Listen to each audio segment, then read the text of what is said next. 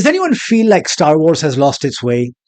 This is Last Pick Show with Rahim Khan, and a couple of weeks ago, Damon Lindelof of Lost and the Leftovers fame, was on a podcast, and he was talking about how he was fired from a Star Wars movie. First of all, let's get to the article, and then we can sort of do all of that. This is according to Deadline, in which the 3-time Emmy winner recently opened up about being fired off of a Star Wars movie after struggling with getting the tone right in his planned installment in the Lucasfilm and Disney franchise. They asked me, what do you think a Star Wars movie should be? And I said, here's what it should be. And they said, great, you're hired. He reported on the House of R podcast. And then 2 years later, I was fired. Lindelof added, what we were attempting to do was to have this conversation in the movie, which is to say there's a force of nostalgia and there's a force of revision, and they are at odds with one another. And let's do the Protestant Reformation inside Star Wars, and it didn't work. So Lindelof, aka Martin Luther, was burnt at the stake, so to speak. Although he thinks Lucasfilms seemed to like the premise, Lindelof thinks his concept didn't feel necessarily that risky. The writing was really hard, it was slow, the tone getting it right. Where it was inside of the canon, what its relationship was with to episode 9, is it starting a new trilogy? Lindelof added, it's the old sort of like tanker equation, which is you turn the wheel and it takes 5 minutes before it turns a little bit. We're looking for the center of Star Wars, and when episode 7 came out, we all knew what it was. It was Rey, and it was Finn, and it was Poe, and it was like all these, and then we were migrating back in, Luke and Leia, Han and Chewie, and all those guys. Yep. Okay, so after the conclusion of the new trilogy, Lindelof was hired to pen a new installment. We don't know too many details about this.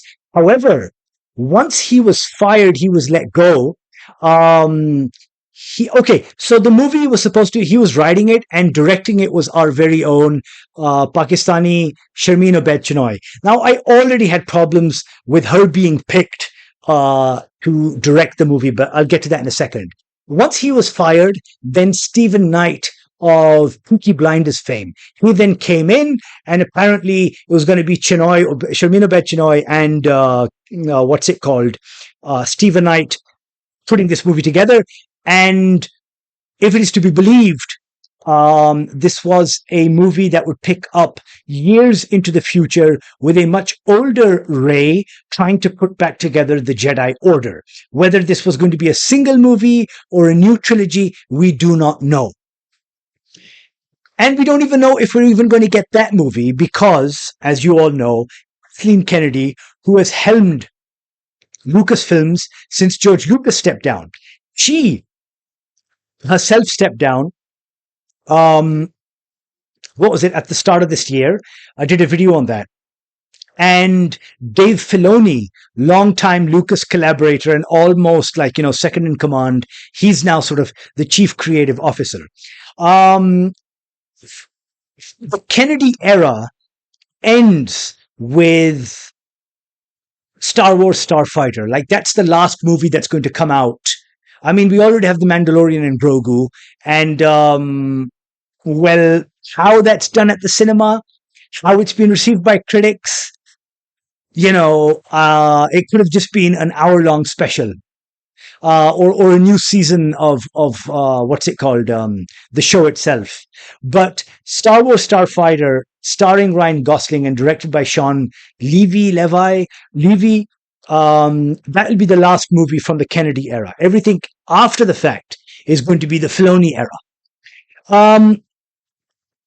It's safe to say that, it's not even safe to say, I say this confidently, I say this with surety, that the Kennedy era sucked ass, right?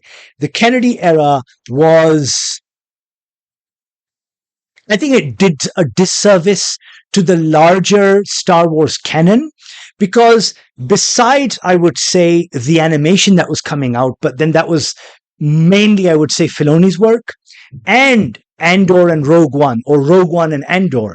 Everything else that came out from the Kennedy era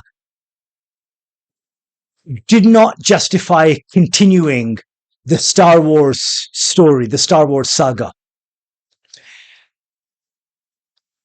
I'm sure people felt like after the prequels, George Lucas needed to step down, and we have a new set of creators step in and take what's it called,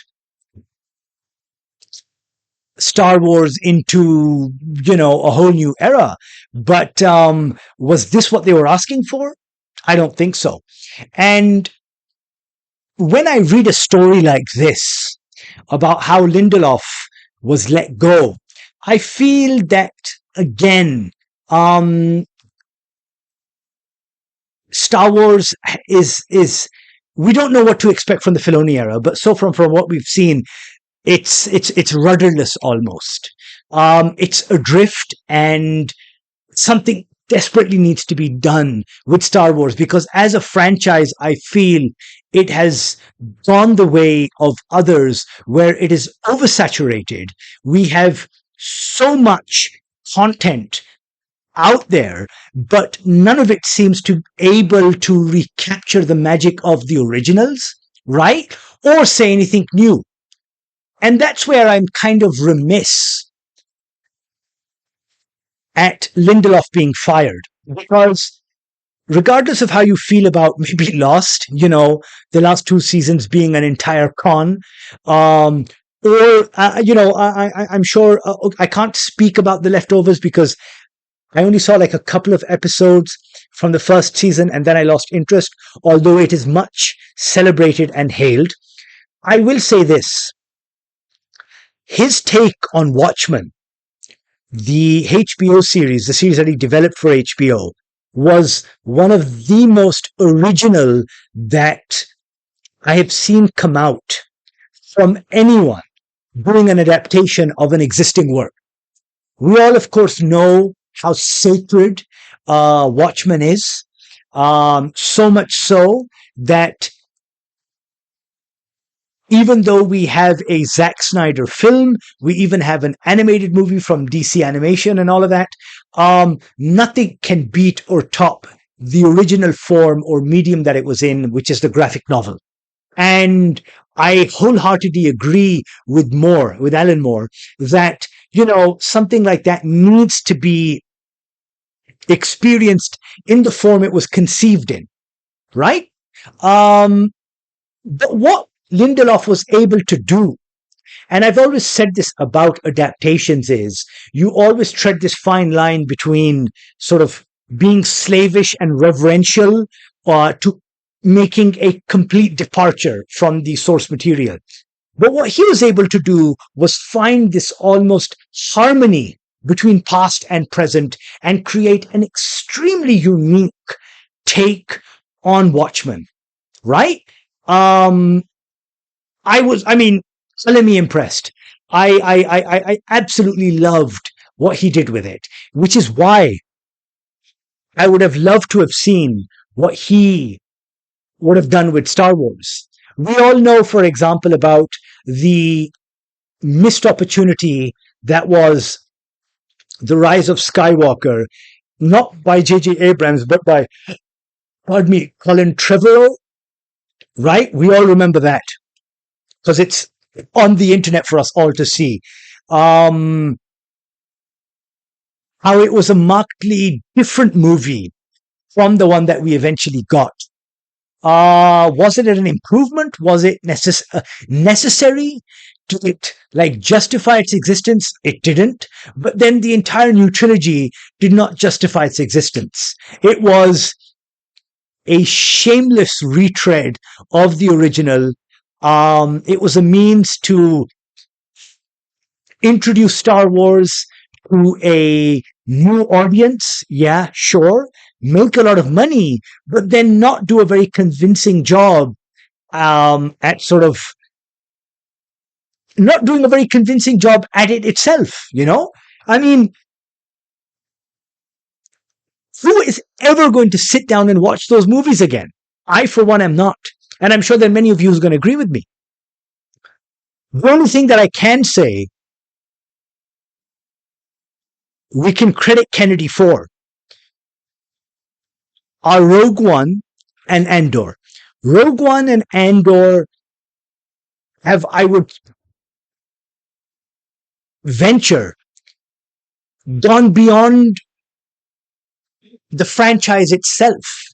They stand as exemplary forms of writing and filmmaking and production design, particularly Andor, being sort of, I mean, prestige TV doesn't even apply to a film like that. It goes beyond that. It is something, I think it's a very once in a lifetime kind of experience watching Andor. And all of that credit does go to Tony Gilroy. Tony, and of course his brother, who did write a couple of episodes as well. Gareth Evans was the director for the movie, for Rogue One. But these guys created something singular, brilliant, and maybe the franchise will never see again. And it's a shame. And again, that's an example of bringing in somebody left field, because Tony Gilroy hasn't had a career in science fiction. You know, he worked on, what was it called? God, pop up here. He's worked on these shows, these movies, Adam Clayton and that Kevin Spacey. God, I'm forgetting it. But yeah, he's worked on all of these things, right? I think this is an example that I always make about Marvel as well, about how you took somebody like the Russo brothers, who again didn't necessarily have a superhero background, but sort of injecting that kind of blood. Taika Waititi, sure, he stumbled with Love and Thunder, but Ragnarok, these are all examples of taking creators who are unique. Again, James Gunn. There's so many people that you can think of. Taking them to try to do something new. And that is unfortunately something that Disney has been lacking. I alluded to the animated series, all of those ones coming out. Visions is such a great example, because Visions is, again, using that sort of template that is Star Wars and giving it to all of these various creators to come up with their own takes on it. That's exactly what Disney needs right now. I hope we get it. And I now look back at this Lindelof episode as a missed opportunity. One thing, and I think I'll end the show on this, in that when I say that we need new stuff in Star Wars, is, for the love of God, please, I do not want to have any more Skywalker stories. I am done with the Skywalkers. Yes, they are the entire reason this entire sort of mythos exists. But Star Wars is so rich that, I mean, now we deserve, stuff from the old Republic, stuff from the future of Star Wars, all of these things. We need to explore stuff that has nothing to do with the Skywalkers. And I really hope going forward, Filoni does that. We know how wedded he is to a couple of things. We saw that with Ahsoka and Rebels and the Bad Batch. We are the better for it, for those shows. But I really want him now. And we got that slightly with The Acolyte. And I know a lot of fans out there hated it. It wasn't a bad show. I think maybe the pacing about it was kind of like plodding and, typically episodic, which I don't like. But at least we got something that didn't deal with the Skywalkers. Yes, I mean, it touches on, of course, Palpatine and Plagueis and Sidious and all of these guys. But Sidious, Palpatine, and Darth Plagueis and all of that. It touches upon these guys. But we were in a different era. And I really want to see that going forward.